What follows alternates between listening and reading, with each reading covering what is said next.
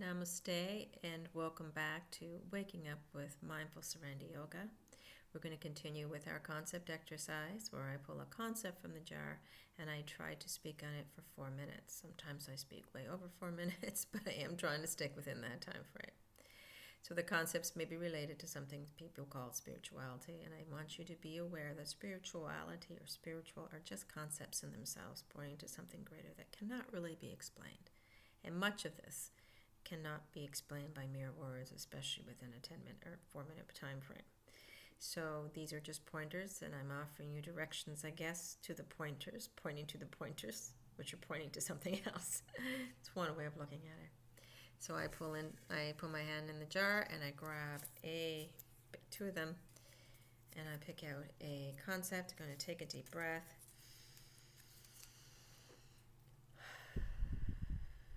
And I'm going to talk about this word, and this is a very, very big word in yoga and in spirituality, and it is realization.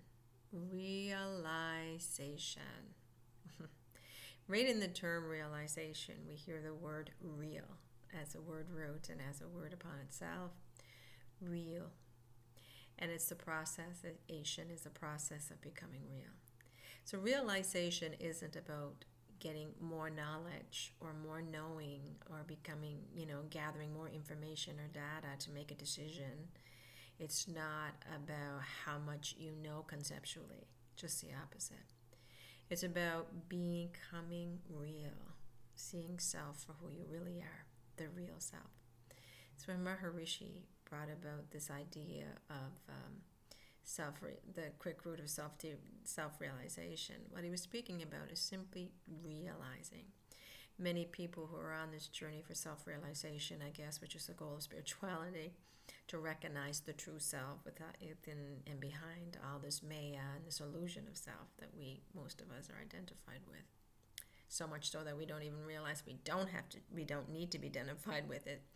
So much so that we don't realize that we'd be better off if that wasn't there, if we were redirecting our focus back to the source of that which is doing the focusing. But we do. That most of us have lived with that mayam, that unreality. So self-realization is a process of realizing the self. Not knowing the self, not being able to write about the self, not being able to talk about the self using terms and concepts, but experiencing the self. And I think it was Anika Harris that used the concept that stuck in my head, felt experience of. So realization is the felt experience of being. And that's what we want in life, whether we know it or not. So much of our time is spent in our heads, in our stories, in our concepts that we created. We create this great big self-concept that we call me, this personality, this psyche, this, sum of learned experiences, this personality, this thing that I present to you and say, this is me because I've had this experience and that experience, and I like this and I don't like that, and I've done this and I haven't done that, or I have this and I don't have that. That self-concept is an illusion, and it is the farthest thing from realization. So your story, how would you tell me who you are and what you've been through and what your life is like and what you're looking for and what your dreams and hopes are, is just a story. It isn't real because it's just a bunch of concepts pointing to something. Right? Your experience of life is real.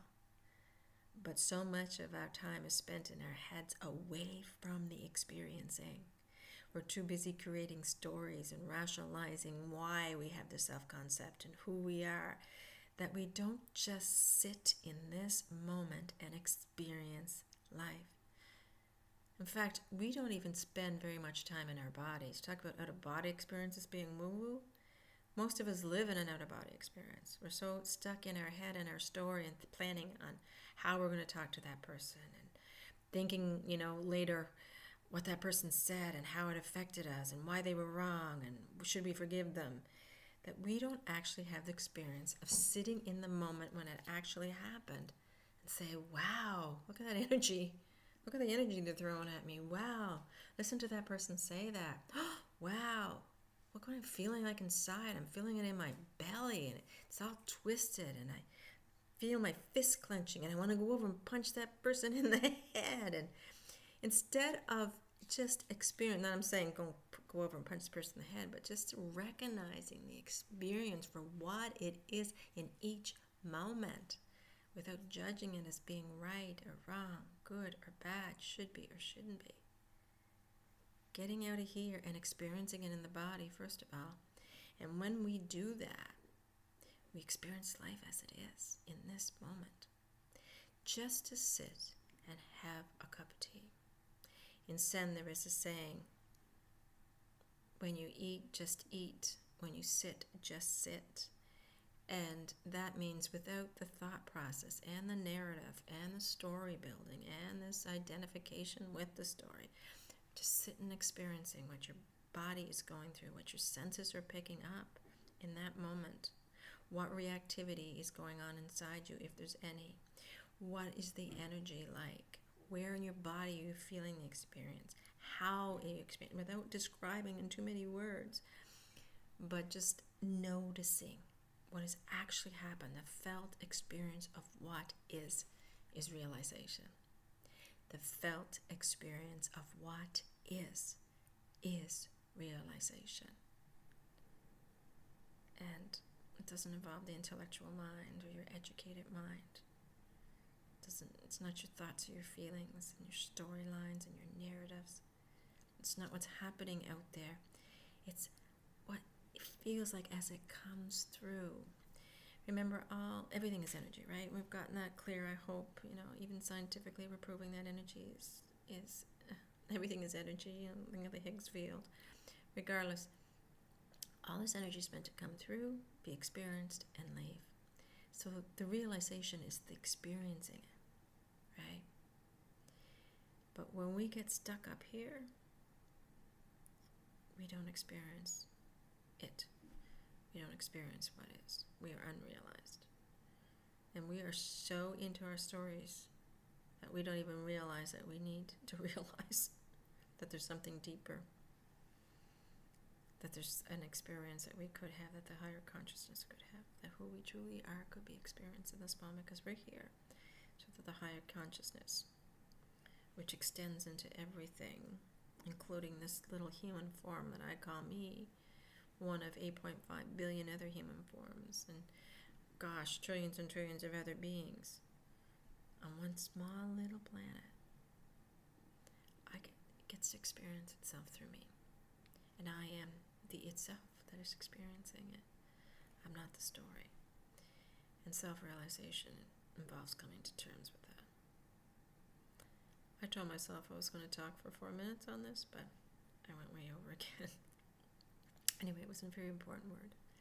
So realization then is the felt experience of what is. Look at that. Thank you for joining me. Namaste.